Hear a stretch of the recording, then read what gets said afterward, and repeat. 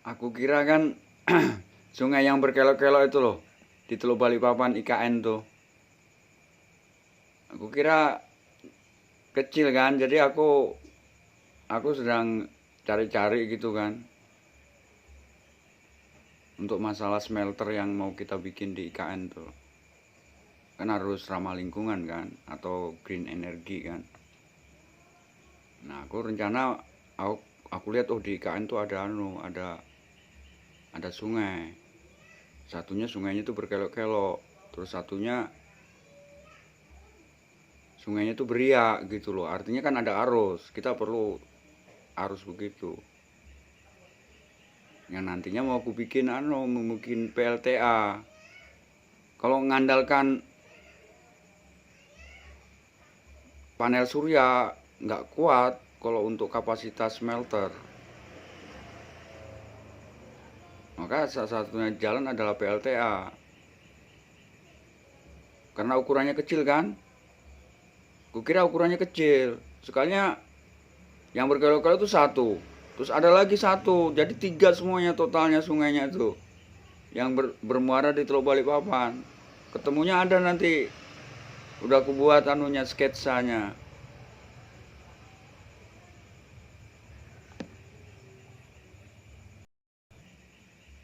Jadi kalau tiga itu sumber airnya untuk PLTA nanti, bendungannya pun udah aku sket. Jadi ada pertemuan kan dari tiga sungai tadi itu kan di Teluk Balikpapan di hulunya tuh. Terus di tengah-tengahnya itu pas di tengahnya itu, tengah pertemuannya sungainya itu ada pulau. Terus samping kiri samping kanannya tuh tebing. Bah, ini pas banget kalau aku bendung ini kan. Nantinya aku bikin PLTA IKN untuk IKN. Aku pikir kan biarlah sungai kecil ini aku bilang kan yang ada riaknya itu yang aku tahu waktu bikin sungai buatan untuk lumbung pangan kan, lumbung pangan Lojanan. Sekalinya ada tiga sungai. Wah, terus aku lihat ada pulau, ada anunya di muaranya itu kan, muara pertemuan dari tiga sungai tadi itu. Ada tebing kirinya, ada tebing kanannya. Wah, ini strategis banget ini kan. Kalau aku bendong, aku bikin PLTA pasti besar hasilnya kan. Karena kan perlu kapasitas besar megawattnya, elektriknya untuk smelter. Kalau mengenai smelter kan aku nanti tinggal calling ke timnya Pak Panot kan yang di Maluku Utara tuh, Halmahera, Harita, Halmahera, nikel tuh. Nanti sama persis segitu.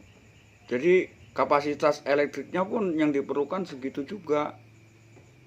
Cuman karena di Halmahera kan dia pakai PLTU, tenaga uap, artinya pakai batu bara, kan nggak ramah lingkungan, nggak green energy kan. Karena kapasitas yang diperlukan segitu untuk bikin smelter nanti di IKN di perbatasan dengan Penajam Pasir Utara kan. Rencana yang sudah aku posting tadi kan begitu. Untuk batch 2-nya kita bikin smelter. Kapasitas yang diperlukan segitu otomatis seenggak-enggaknya ini kalau cuman PLTU, PLTS, tenaga surya nggak cukup. Aku pikir yang tepat adalah PLTA. Ketemu ini jawabannya, alhamdulillah.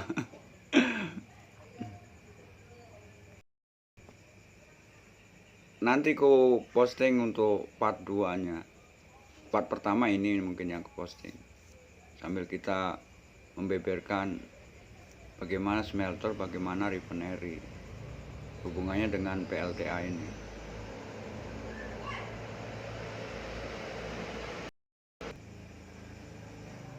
PLTA-nya ini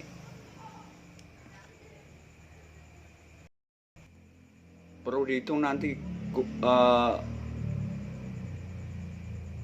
ubikasinya untuk tampungan airnya apa segala kan dari 3 sungai itu.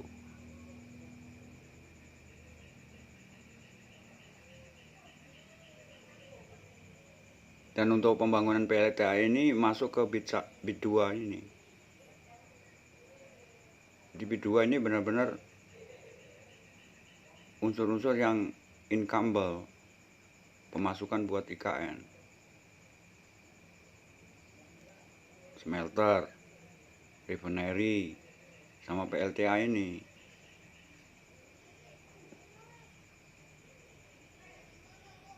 Semuanya milik IKN.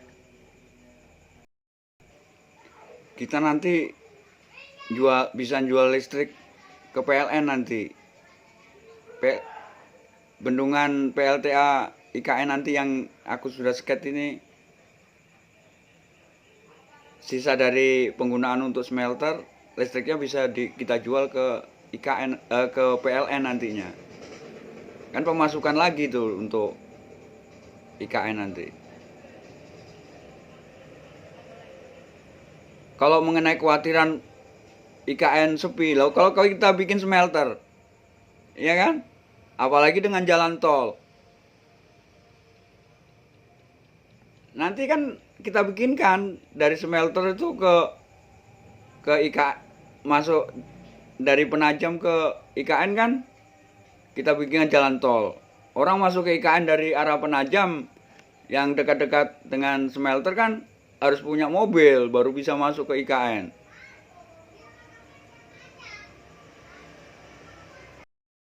Pemasukan lagi buat IKN ya kan. Jadi nggak perlu khawatir kalau kekurangan orang kalau untuk IKN.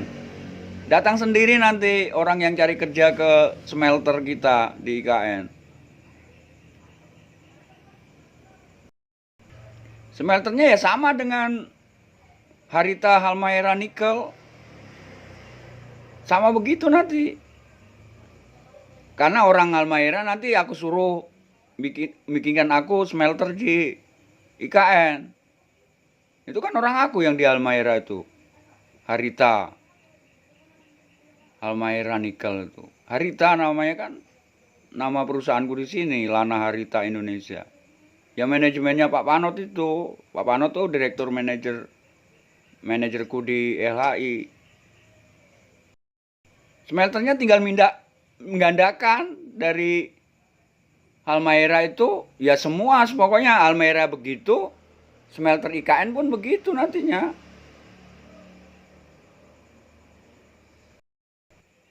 Jadi kalau mengenai orang itu kayak semut nanti datang itu ke IKN. Nyari kerja tuh di smelter.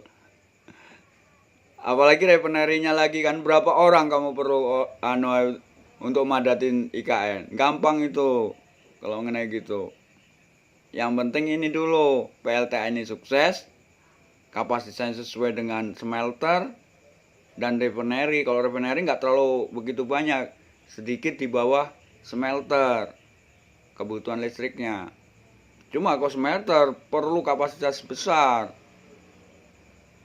Begitu pengalaman kami itu di Harita Halmahera Nikel. Kan pakai listrik PLTA, ramah lingkungan kan, otomatis kan, atau green energy kan.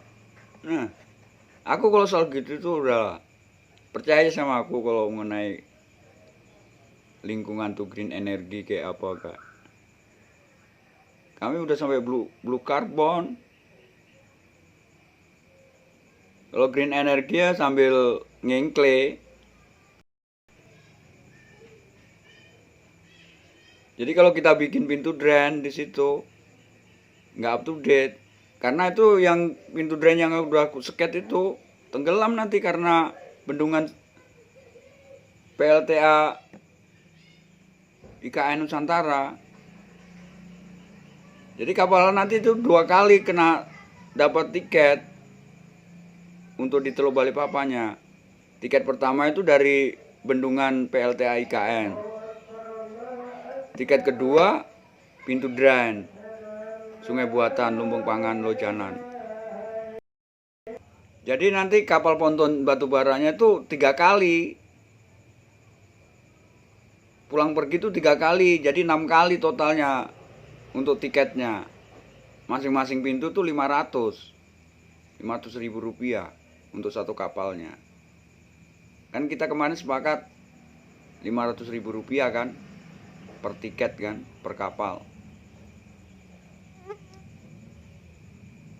Jadi ada tiga pintu, pintu kontrol, pintu drain, sama pintu PLTA IKN Nusantara. Mudah-mudahan nggak nambah lagi. Enggak, kalau apa itu namanya semangat kita kan, oh tambah ini tambah itu. Aku rasa lari lah kalau cuma 500 ribu per ponton. Jadi pembangunan PLTA IKN Nusantara itu setelah bid 1 ini masuk bid 2. Jadi ini nanti langsung diolah manajemen di IKN videoku ini. Karena PLTA itu vital. Jadi nanti PLTS ya otomatis nggak berfungsi karena sudah diganti sama PLTA. Nggak apa-apa, kan bisa dilegokan ke siapa gitu kan nanti kan. Karena percuma kalah kemampuannya. Kalau sama-sama digunakan, rugi kita. Efisiensinya gimana ya kan? Kita ini pembisnis. Mengeluarkan pengorbanan sekecil-kecilnya untuk mendapatkan keuntungan sebesar-besarnya. Kalau refinery itu kebutuhan listriknya nggak terlalu besar dia. Paling besar tuh smelter. Bayangin untuk memisahkan misalnya bahan raw itu pakai listrik juga. Belum peleburannya, untuk manaskan itu pun pakai listrik. Tanornya itu semua pakai tenaga listrik.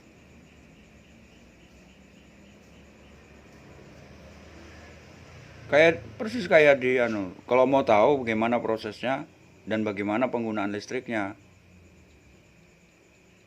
silakan studi yang developer yang bangun IKN itu mempelajarin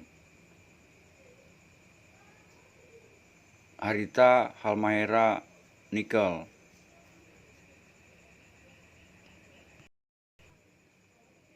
Jadi ya smelter nanti itu dari duit yang 500 triliun rupiah itu pembuatannya. Smelter tuh sekitar 17 triliun rupiah. Refinery di bawahnya itu.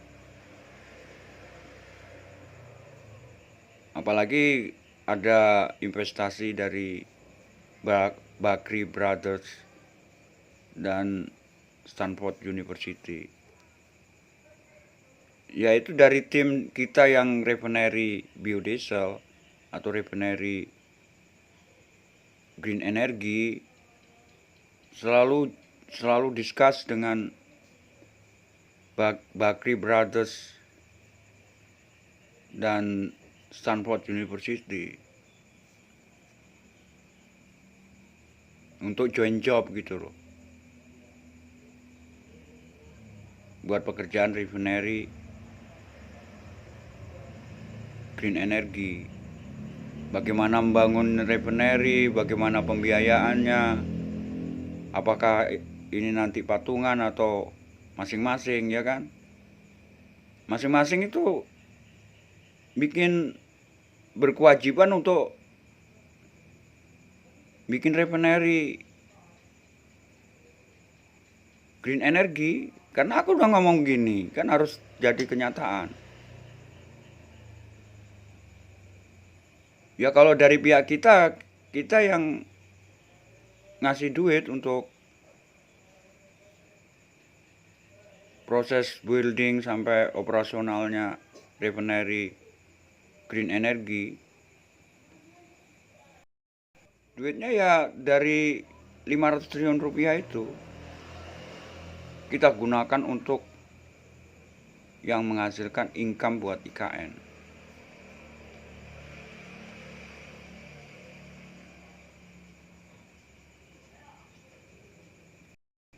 Setelah ini kan, setelah bid 1 ini kan kita nggak mikirin lagi hal-hal yang macam KIPP apa segala gitu. Itu sudah selesai gitu loh. Itu sudah kita tutup ceritanya gitu loh. Masuk kotak kalau bilang orang Jawa tuh. Lanjutnya ya kerjakan apa yang sudah jadi kewajibannya kan. Kasarnya tuh gini lah. Seorang developer lapak ya kan, menyediakan lapak. Terus pedagang tuh datang. Pedagang di sini bernama misalnya pemerintah. Ya jualan lah ya kan. Namanya pedagang kan jualan. Macam begitu. Kalau pemerintah apa kerjaannya? Ya begitulah dikerjakan di IKN. Kita itu menyediakan tempatnya, lapaknya gitu loh. Silakan Pak, monggo Pak kerja di sini. Begitu. Nalar kita yang paling gampang untuk mengerti gitu loh, menelaah ya kan. Nanti kita ngomongnya belibetan tapi nggak ngerti. Apa sekidul bilangnya. Apa ekspektasi? Orang bilang tuh bahasa susah, ya kan? Buat apa susah-susah orang hidup sekali yo? Cari yang enak-enak ya kan?